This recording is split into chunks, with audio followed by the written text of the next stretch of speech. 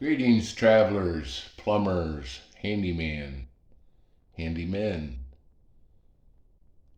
jacklegs, carpenters, concrete finishers.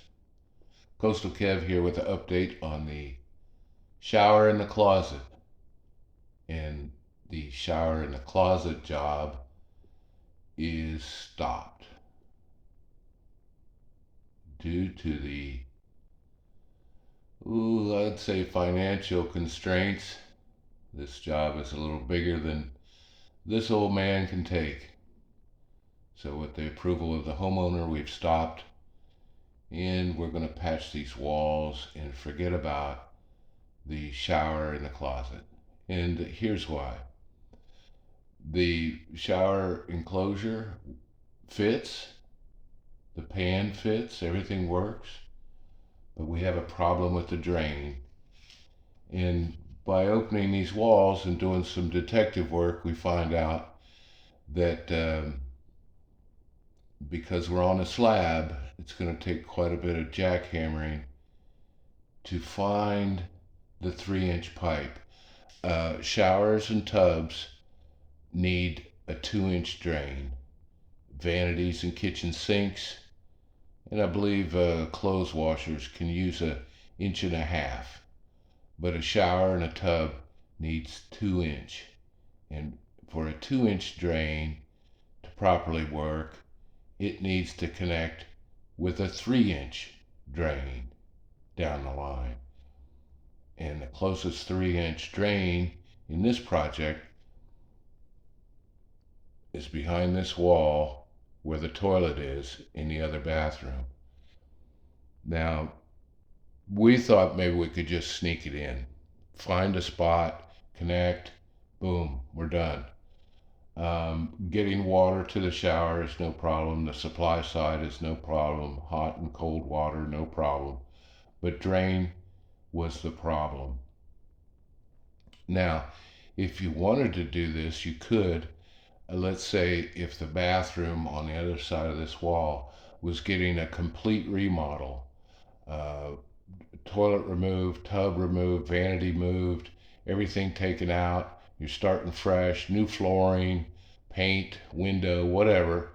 When it's gutted like that, you could do this job, because what it's going to entail is pulling that toilet and digging down and exposing the 3-inch pipe and making a connection. You would attach a Y, it'd be a 3-inch connection with a 2-inch Y to it, and that would all work.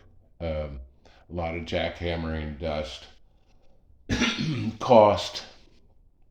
So we're not at that stage. So maybe in the future, if they want to do this, they could do it.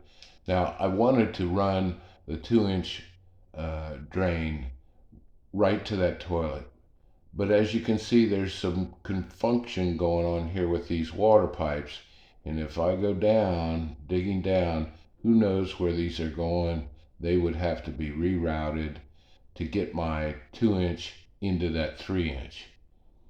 And a basic, I guess, theory or the way this works with plumbing, I drew a little diagram here. Maybe we can see it. Let's get a little zoom on that if we can. That's pretty good.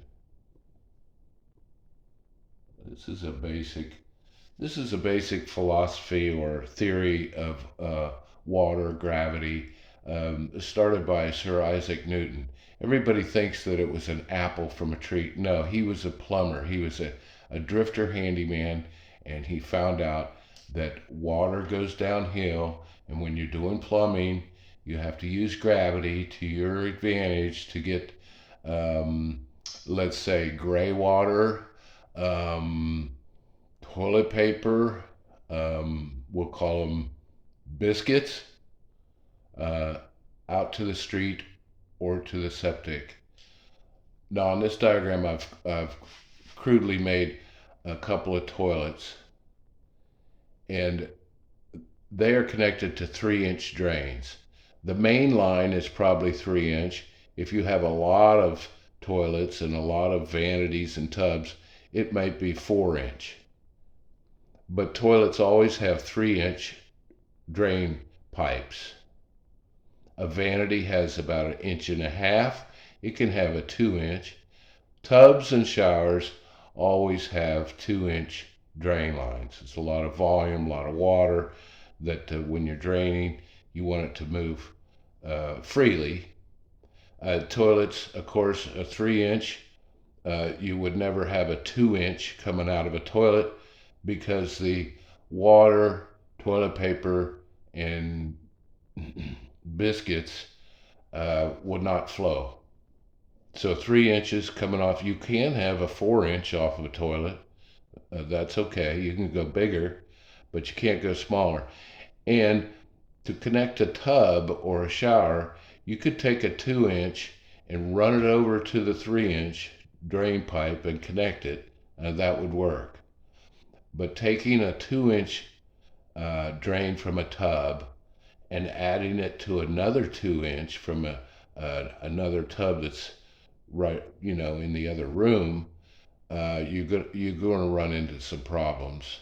You plumbers out there know that a 2 inch drain from one shower going to another 2 inch drain from another tub, that's too restrictive. You basically want to have a 2 inch drain from a tub or shower going to a 3 inch. Find the 3 inch wherever it is and run a 2 inch to the 3 inch. You got that? Now vanities are just vanities and kitchen sinks are generally inch and a half, and that's no problem to go into a 3 inch, or you could tie into a 2 inch. Sometimes there's a 2 inch line running through the kitchen area, bathroom, vanities, and things like vanities, clothes washers, utility sinks can go into that 2 inch, but that 2 inch always ends up into the 3 inch main, the main sewage line, wherever it is in the house.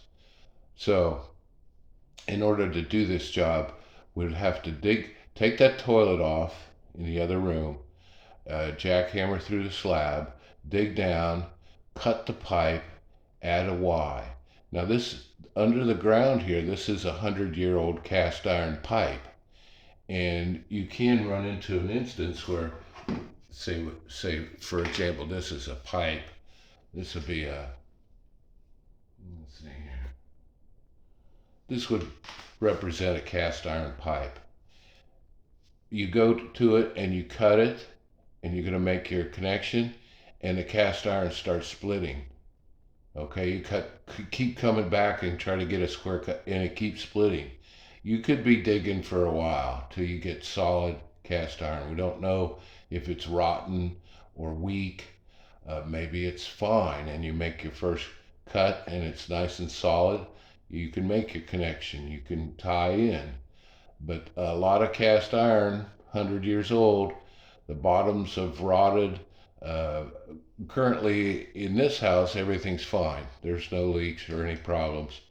But when you start digging like that, get ready, because you might be doing a lot of digging. So that's the situation here. We don't have the funds to do a giant remodel. That toilet in the other room is sitting on tile, and we know how it is to take up tile. It could be very delicate. You got to save the tile. There's no way you're going to replace it. Nobody has that style. It's going to look odd if we put in white tile where there used to be a flower pattern or something like that.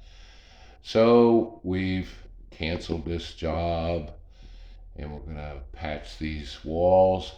So it shows you that you got to do a little detective work when you're going to sneak a shower into a closet.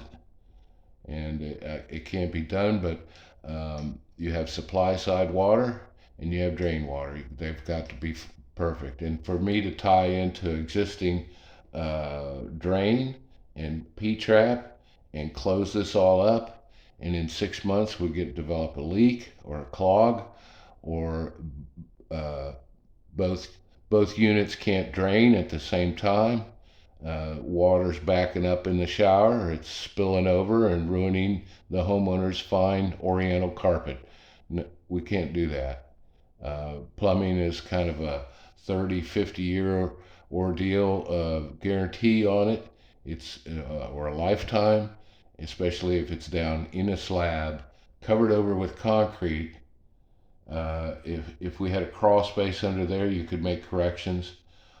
You could definitely find your plumbing a lot better, but digging into concrete and digging into the soil and traveling wherever it goes, uh, very expensive.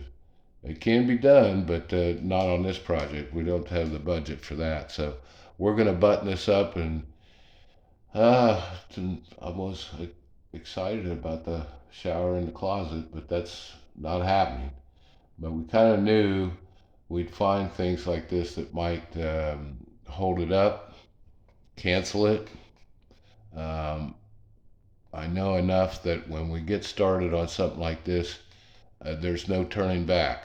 And you put it all together down to the last drop of paint and caulk, and a week later it's leaking. Oh my!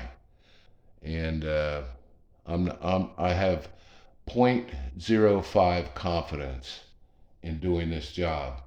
If we had a crawl space or if this was up on the second floor, I think it could be easily done.